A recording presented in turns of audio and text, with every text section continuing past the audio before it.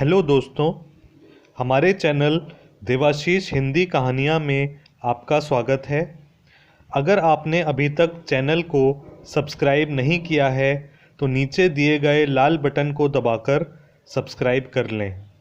आज की कहानी है टाइटैनिक जहाज़ की अनसुनी कहानी। टाइटैनिक जहाज़ की कहानी हम सब जानते हैं। जेम्स कैमरन की मूवी भी हम सब ने देखी है। आज हम बात करेंगे टाइटैनिक से जुड़ी कुछ अन्य घटनाओं की जो कुछ ही लोग जानते हैं। टाइटैनिक जहाज़ 10 अप्रैल 1912 को 2224 यात्रियों के साथ ब्रिटेन के साउथहम्पटन शहर से न्यूयॉर्क, अमेरिका के लिए रवाना हुआ था। टाइटैनिक उस वक्त दुनिया का सबसे बड़ा पानी का जहाज़ था। एडवर्ड स्मिथ टाइटैनिक के कप्तान थे। रवाना होते समय जब टाइटैनिक को पानी में उतारा गया तो टाइटैनिक के विशालकाय आकार के कारण पानी में इतनी ज़बरदस्त हलचल हुई कि बंदरगाह पर रखे 2 अन्य जहाज़ों की रस्सियां टूट गईं और वो बह के टाइटैनिक के आगे आ गए। टाइटैनिक जहाज़ मात्र 1.2 मीटर यानी 4 फुट की दूरी से एक दूसरे जहाज़ एसएस सिटी ऑफ न्यूयॉर्क से टकराते टकराते बचा। इस घटना के कारण टाइटैनिक को रोक दिया गया तथा 1 घंटे के विलंब के बाद इसको दोबारा रवाना किया गया। आप इसको एक अपशकुन मान सकते हैं। टाइटैनिक के साथ एक अपशकुन और हुआ था। दरअसल टाइटैनिक कोयले से चलने वाला जहाज़ था और इस पर हज़ारों टन कोयला लदा हुआ था।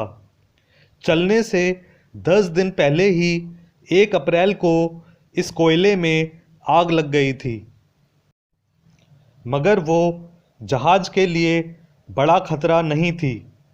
आग के साथ ही टाइटैनिक को रवाना किया गया था तथा किसी भी यात्री को आग लगे होने की बात नहीं बताई गई थी।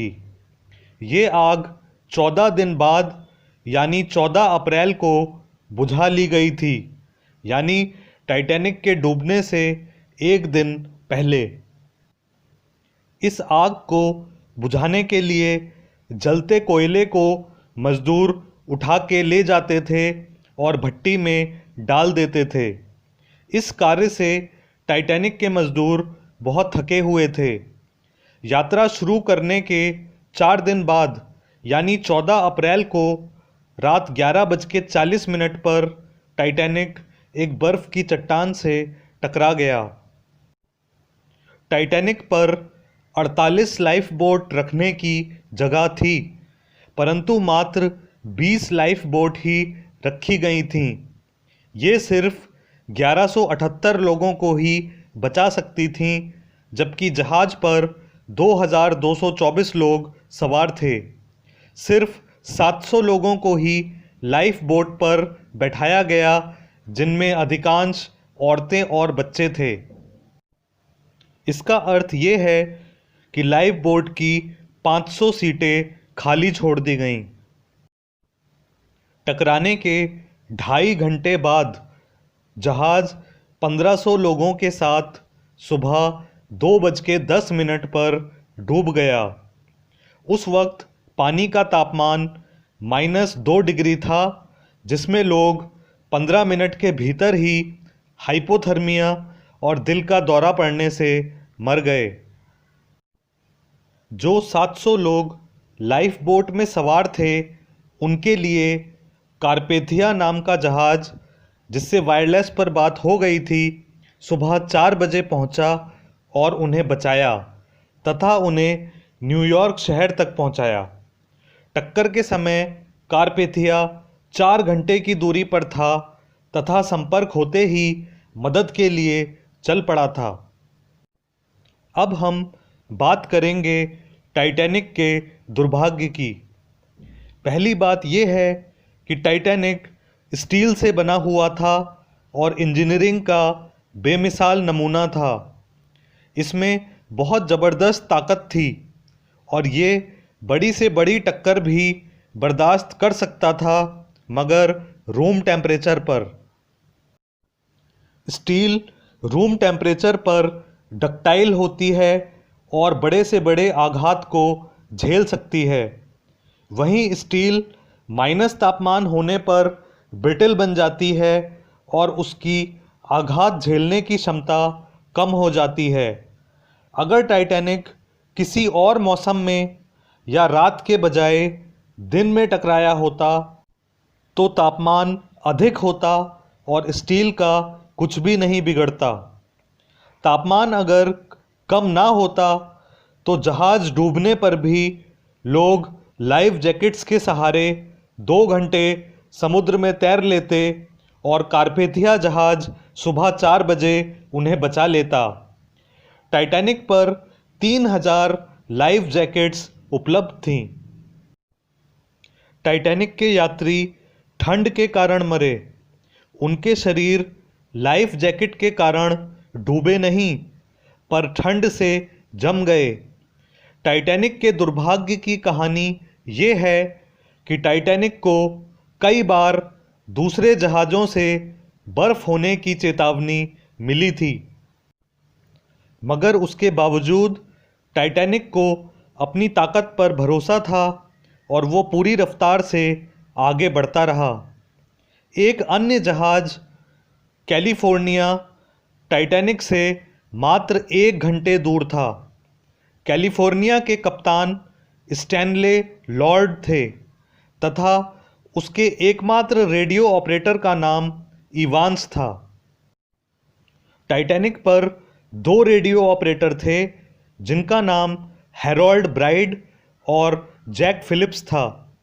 14 अप्रैल को दिन में जब हैरोल्ड ड्यूटी पर था तो उसको दूसरे जहाज़ों के द्वारा बर्फ़ होने की चेतावनी मिली थी, जो उसने टाइटैनिक के कप्तान को भी दी थी। 14 अप्रैल की रात को 11 बजे कैलिफोर्निया जहाज़ जो टाइटैनिक के पास ही चल रहा था, वो महासागर में बर्फ़ अधिक होने के कारण एक जगह रुक के खड़ा हो गया था। थोड़ी देर बाद ही इस रुके हुए जहाज़ ने टाइटैनिक जहाज़ को अपनी तरफ आते हुए देखा, जिसकी रोशनी इस जहाज़ तक पहुंच रही थी। कैलिफोर्निया के कप्तान लॉर्ड्स ने रेडियो ऑपरेटर इवांस से कहा कि वायरलेस पर टाइटैनिक को सूचना दे दो कि बर्फ़ बहुत अधिक है और हमको भी बर्फ़ की वजह से रुकना पड़ा है। इवांस ने टाइटैनिक से वायरलेस पर संपर्क किया, जहां रात की ड्यूटी पर अब जैक फिलिप्स मौजूद थे। जैक फिलिप्स उस वक्त जहाज़ के यात्रियों के निजी संदेश लिखने में और पहुंचाने में व्यस्त थे। जब उन्हें इवांस से संपर्क हुआ तो बहुत व्यस्त होने के कारण उन्होंने इवांस से कहा, shut up, I am busy. Jack Phillips ने टाइटैनिक के कप्तान को भी इवांस के संदेश की सूचना नहीं दी, क्योंकि संदेश से पहले MSG यानी मास्टर सर्विस ग्राम नहीं लिखा था, जो ऑफिशियल कोड होता है। इवांस ने शटअप सुनकर अपना वायरलेस सेट ऑफ कर दिया और 11:30 बजे सोने चले गए। इस घटना के ठीक 10 मिनट बाद 11:40 पर टाइटैनिक चट्टान से टकरा गया था, परंतु मात्र थोड़ी ही दूर पर मौजूद कैलिफोर्निया, जो सभी यात्रियों को बचा सकता था, वो जैक फिलिप्स का 2 टूक जवाब सुन के अपना वायरलेस बंद कर चुका था।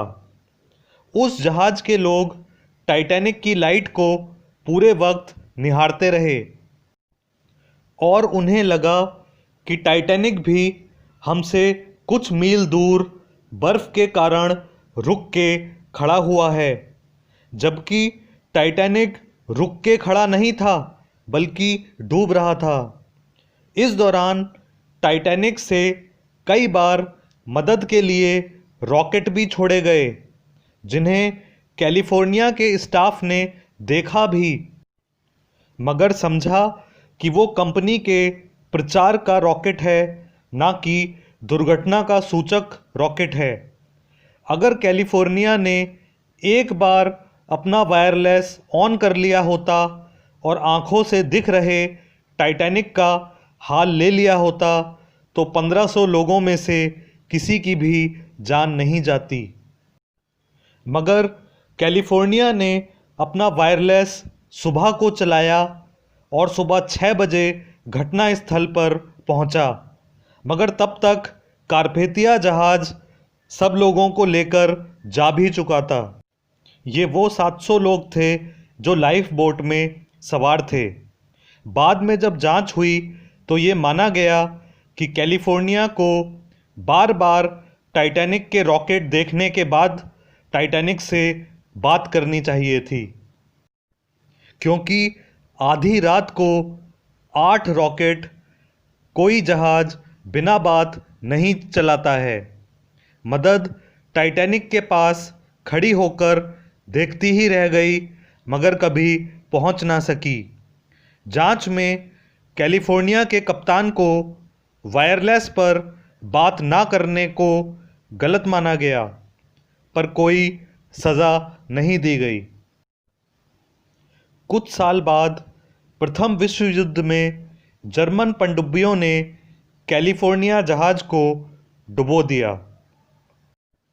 अगर आपको ये कहानी पसंद आई हो तो नीचे दिए गए लाल बटन को दबाकर चैनल को सब्सक्राइब कर लें, ताकि आने वाले कहानियों की सूचना आप तक पहुंच सके। स्क्रीन पर दिख रही प्लेलिस्ट पर कुछ और कहानियाँ आपके सुनने के लिए उपलब्ध हैं।